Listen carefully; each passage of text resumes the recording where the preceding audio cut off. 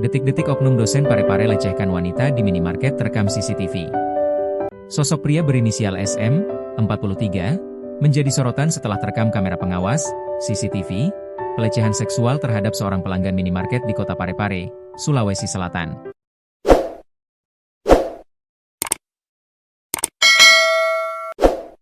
SM diketahui merupakan oknum dosen di salah satu perguruan tinggi di Parepare. Peristiwa itu terjadi di sebuah minimarket di Jalan Jenderal Ahmad Yani, Kelurahan Lapade, Kecamatan Ujung, Parepare. Terekam CCTV. Berdasarkan rekaman CCTV yang diperoleh tribun-timur.com, korban berinisial MF, 21, terlihat sedang membungkuk mengambil barang di rak.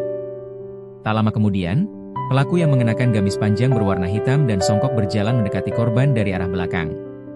Dalam rekaman tersebut, pelaku terlihat berdiri sangat dekat di belakang korban dan melakukan tindakan tak senonoh. Aksi itu dilakukan lebih dari satu kali. Korban yang menyadari perbuatan tersebut langsung berteriak meminta pertolongan kepada karyawan minimarket. 2 kali dia lakukan. Tidak malu dengan pakaiannya, ujar korban. Menurut pengakuan korban, pelaku sempat meminta maaf setelah aksinya diketahui. Namun, korban menolak permintaan maaf tersebut dan memilih melaporkan kejadian itu ke polisi. Dia sempat minta maaf, tapi saya tidak mau. Saya laporkan ke polisi, ungkapnya. Ditangkap tanpa perlawanan.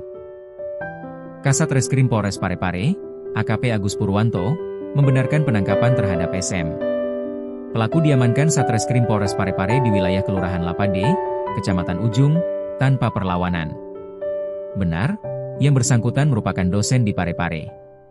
Dia mengakui dan membenarkan telah melakukan perbuatan cabul, ujar Agus.